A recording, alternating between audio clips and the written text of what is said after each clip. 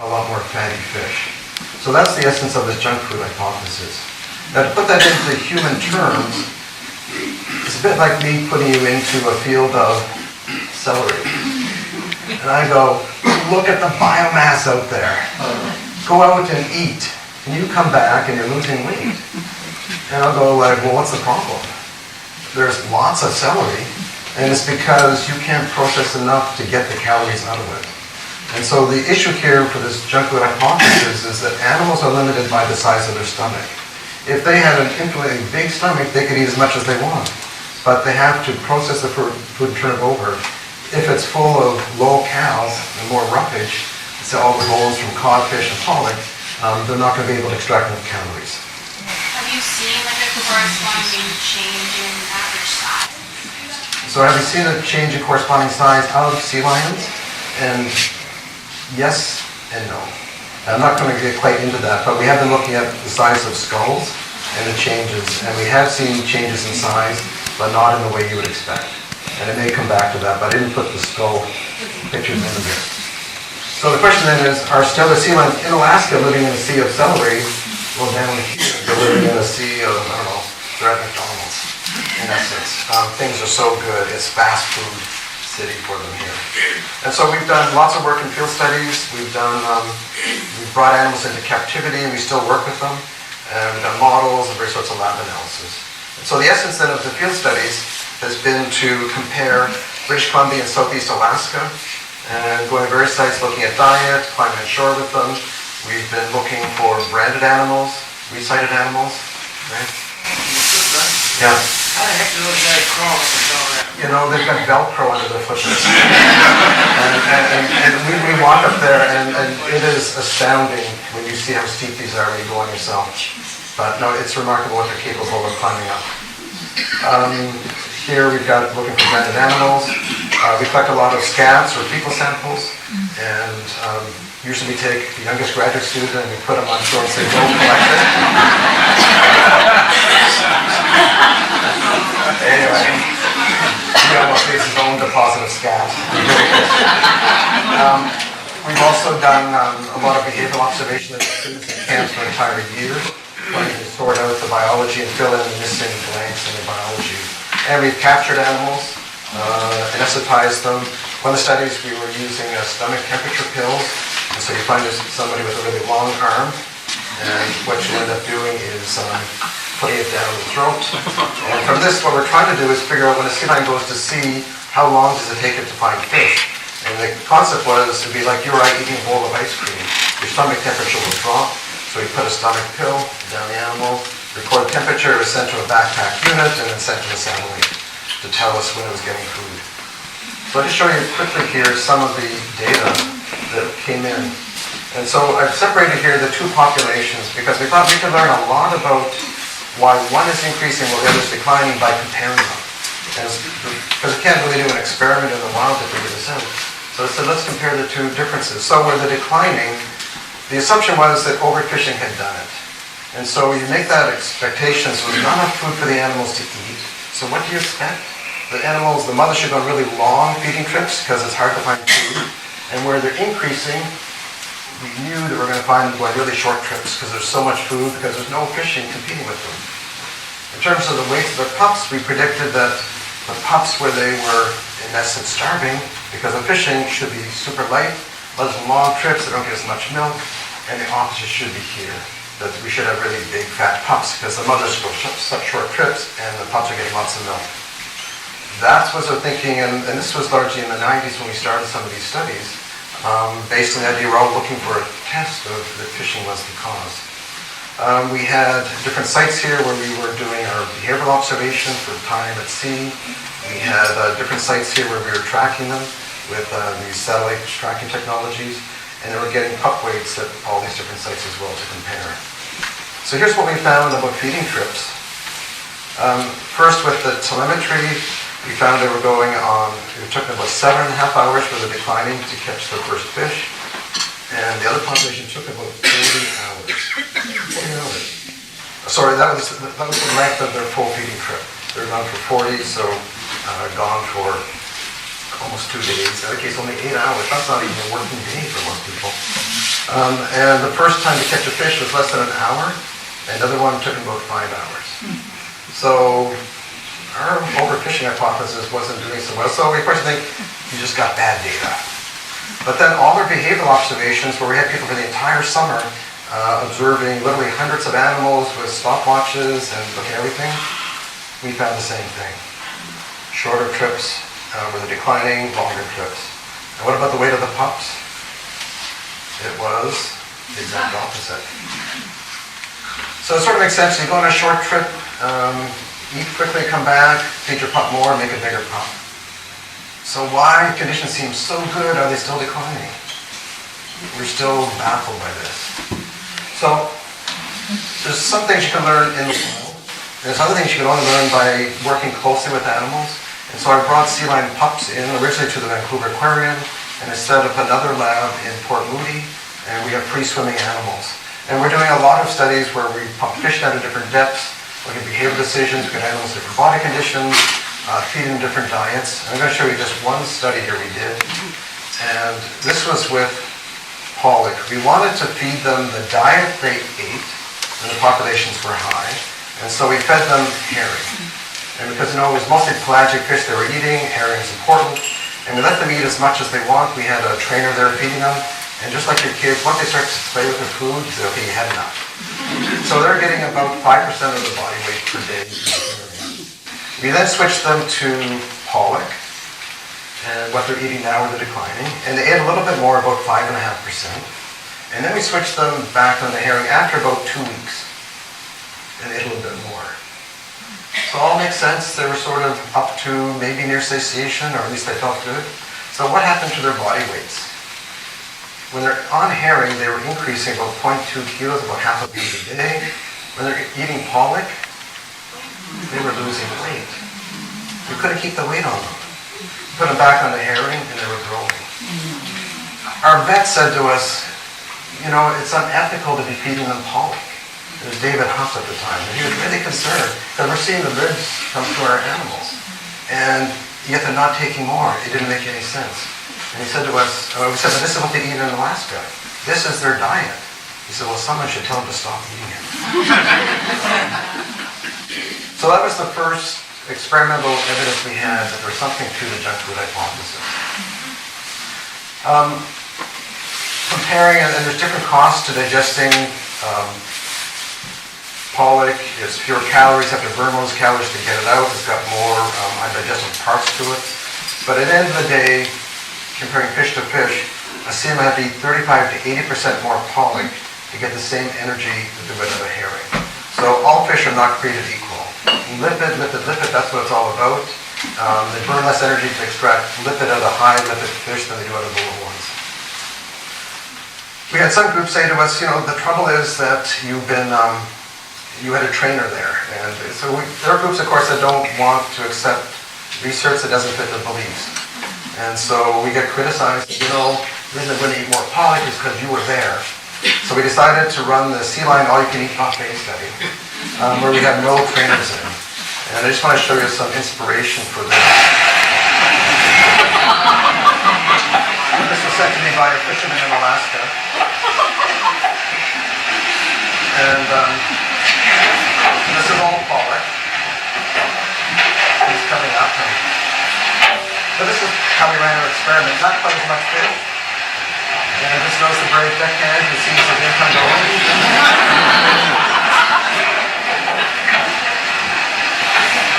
He gets really brave now. Bad breath. Now he's going to wave the stick. Yeah. That was effective.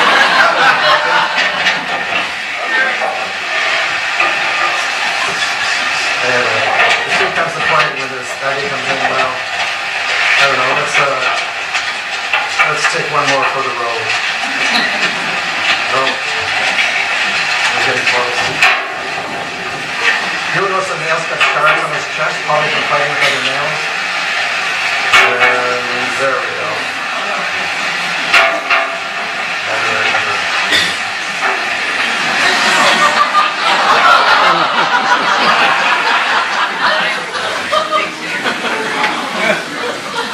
So that was the study.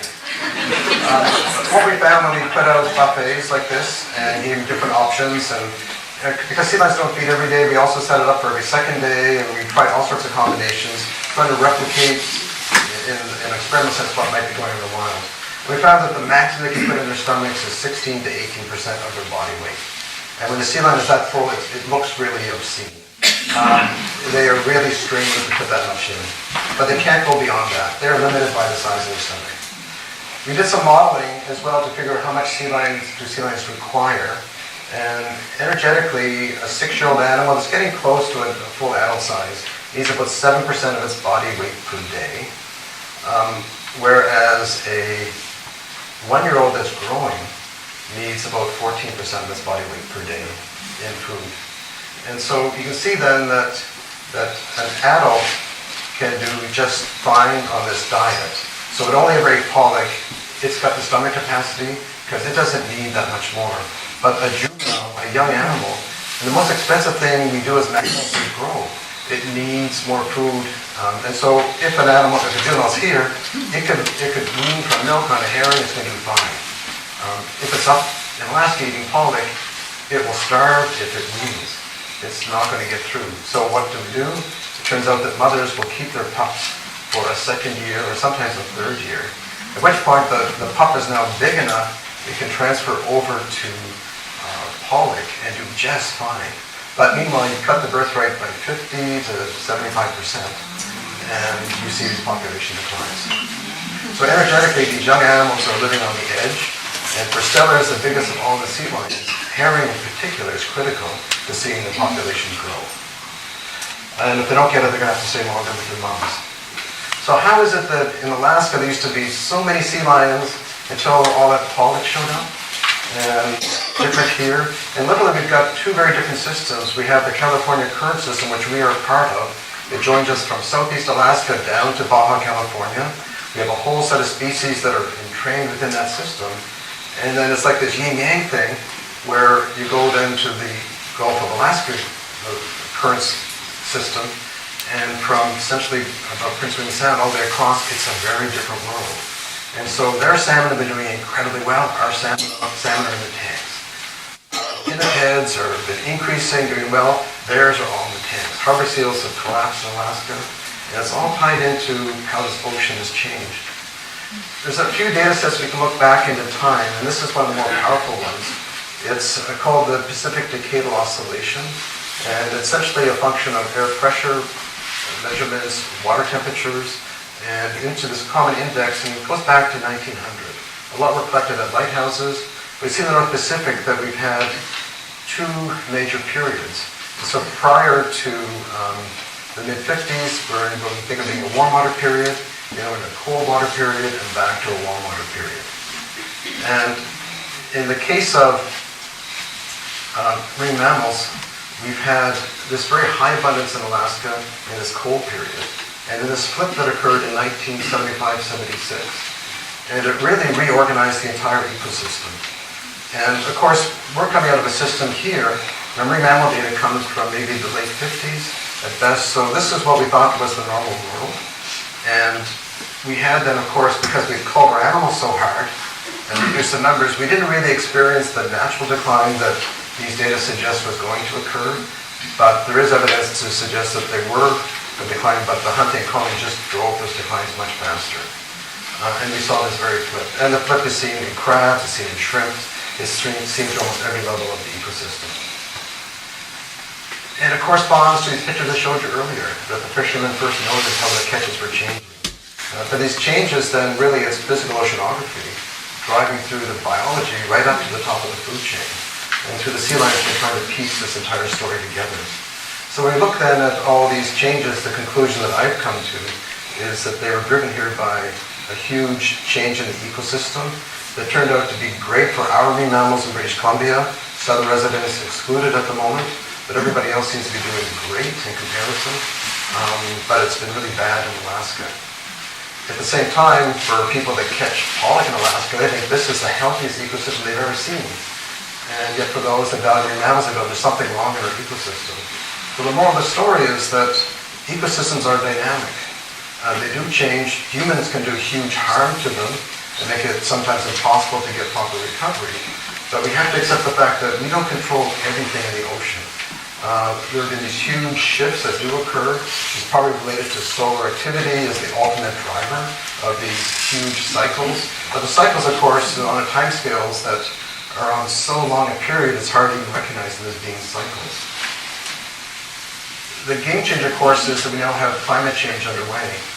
And with climate change, it may be that the system we're in currently is the one we're going to be locked into. And so it may be that our sea lions will stay healthy. We may keep healthy herring populations here. We're going to see a shift of California sea lions wanting to move permanently to Hornby. But there's a shift happening as species going north. But we may be locked into a system that has broken this huge natural change that's occurred. What I haven't talked about here are killer whales, and they are a player in this game as well.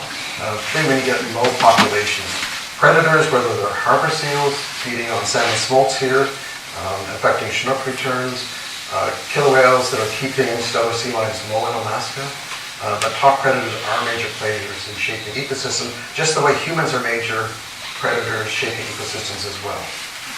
So to answer the question, why are there so many sea lions at Hornby? First, they're protected. So people can't go up and shoot them. There is shooting still occurring. We get reports of this, but it's minor compared to the assault that was on before to wipe them out. The ecosystem here, down to, I'm going to say, Northern California, has been extremely healthy for sea lions.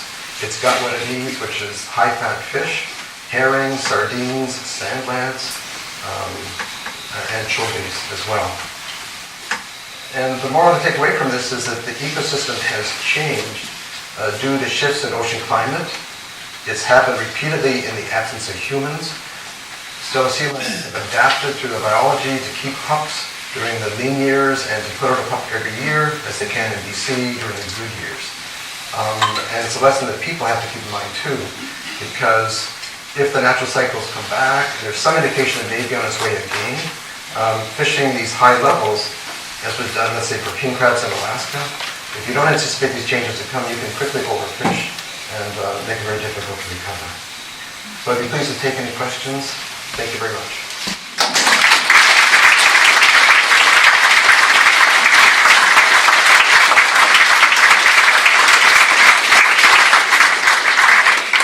This is just to show that you see them on land crunched up.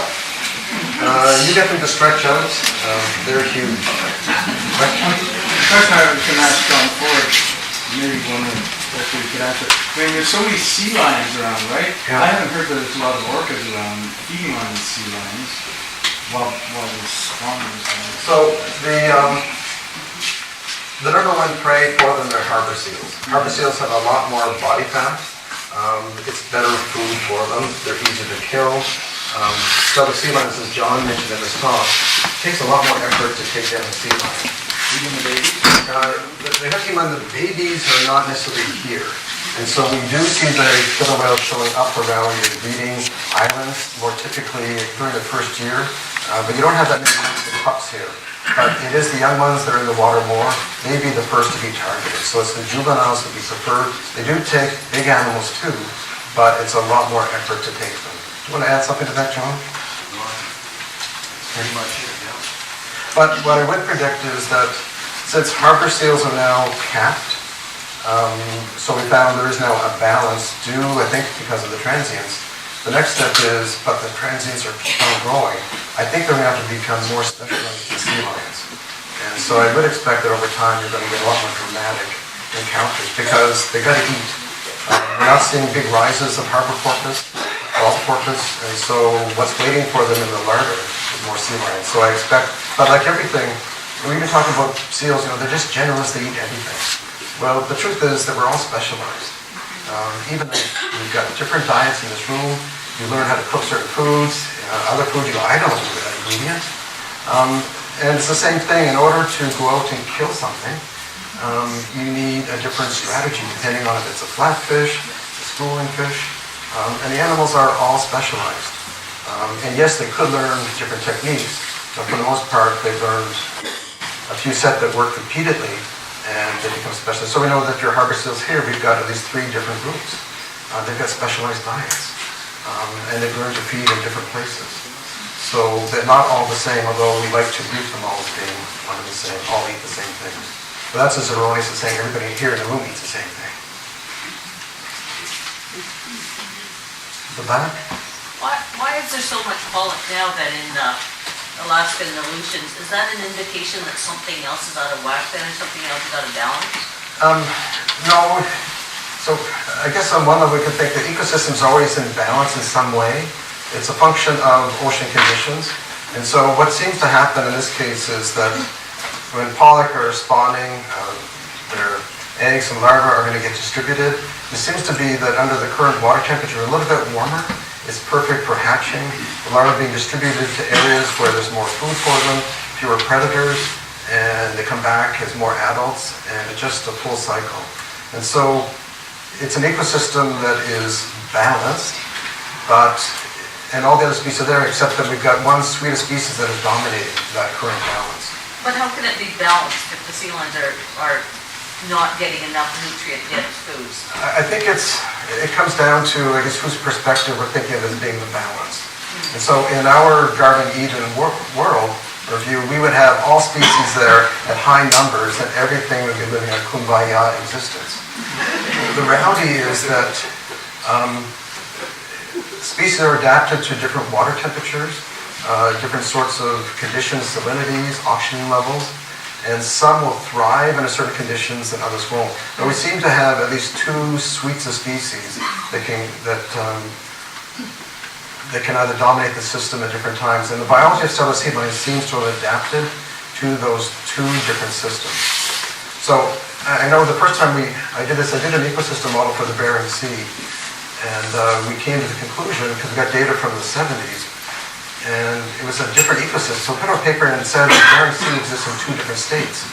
And immediately became like lockdown in the U.S. National Fisheries Service, because this was a whole new thing for them to think about. Because they were managing the ocean as though there's only one condition, everything should be up at these high levels. It never occurred to them that you could have two different systems.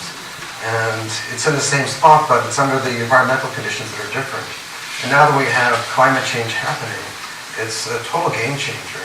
That while we thought we were working with the rules, now we're realizing that even those rules are going to be shifted. Well, I'm not sure I've really got to your question, but in a nutshell, it is balanced, but it's a different type of balance. Yes? So just to follow on that, if at one point you had a system, a regime that had, herring as a central forage fish, a pelagic, and for whatever reason, as it has in the past been overfished or whatever else, so it's sort of removed from that trophic level, that some other fish then can replace it, that would have an advantage to suddenly grow into that space?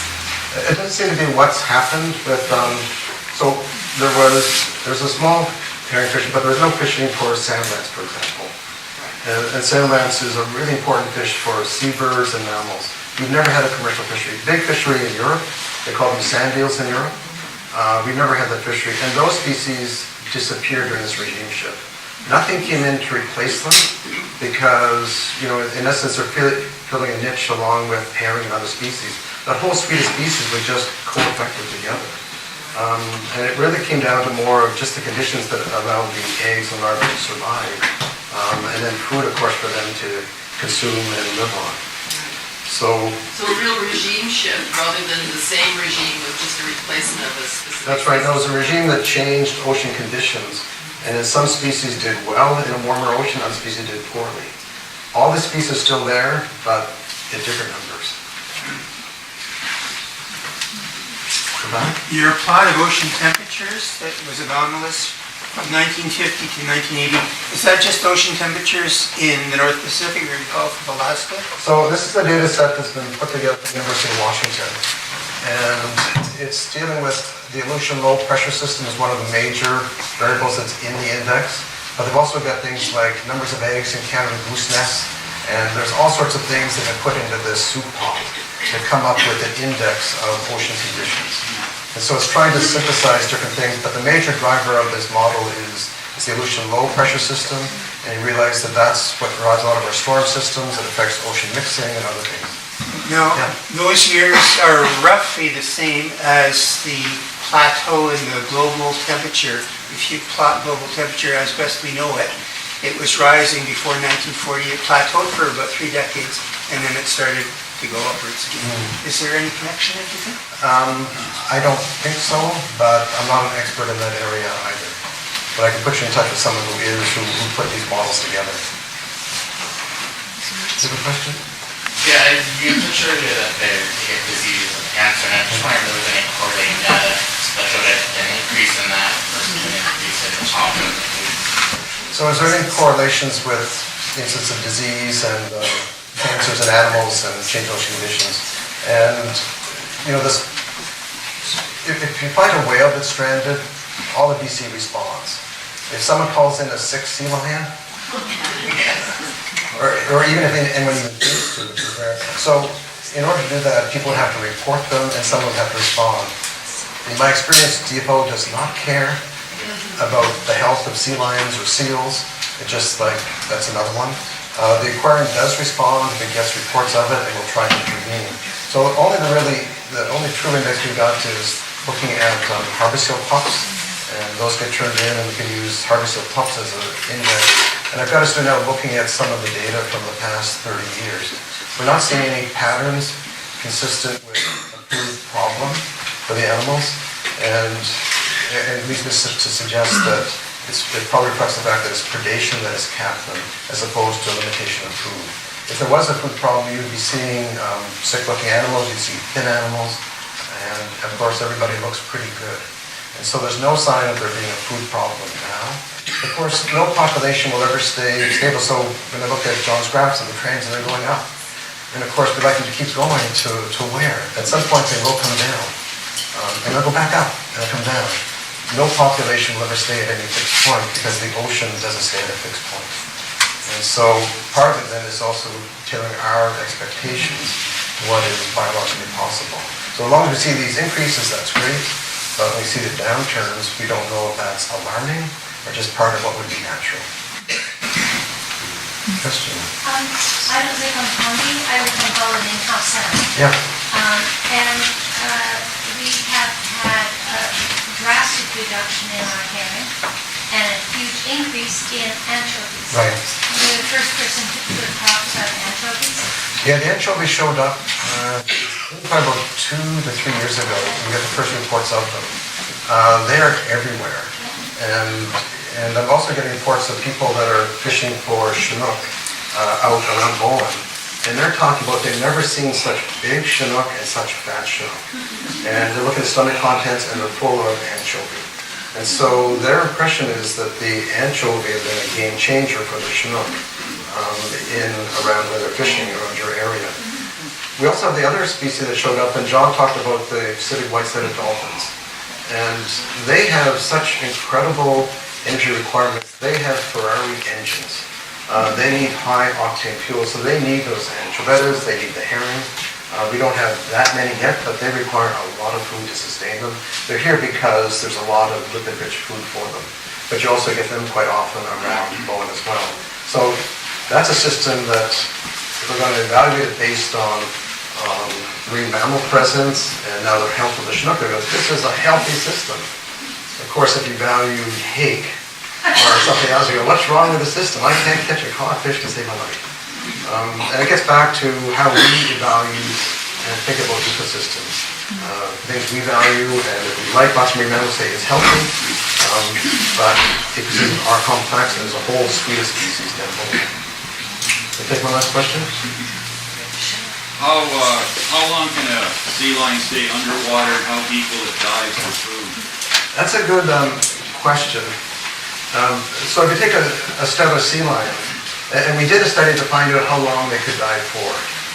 What's your guess for a Steller sea lion? And I'll qualify two. We've got 2 types of dives. We've got what we call the aerobic dive. So you know when you're doing aerobic exercises, it essentially means that you're exercising just by breathing in oxygen, and you can keep going for an hour. Whereas the other one, you're going to have to stop out of sheer exhaustion. So for a sea lion doing aerobic dives, just to go down, look for food, and come back, what do you think its aerobic dive limit is? What would you guess? Putting the question back to you. Oh, I'd say 10 minutes.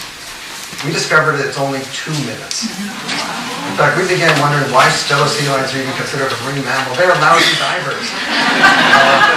Now, they can push it, and, because some dives will go down 12 minutes. And we've done studies, we got feeding tubes, we pump it down to, we can go down 50, 60 meters down below. And so we can get them down for longer times, but they come back and they're exhausted. They have to spend a long time dealing with all the CO2 that built up to clear their system. And of course, what it means then for a sea lion or any marine mammal is they can't go back down to find fish until they caught their breath. And they go back down. So in a perfect world, the sea lion is diving aerobically. So it's doing 2-minute dives, feeding, it keeps its eye on the fish, the school, and knows where to find it. But if it goes down, stays longer, it's going to spend longer on the surface, and the school will disappear. And that's something we learned by working with our animals up in Port Louis.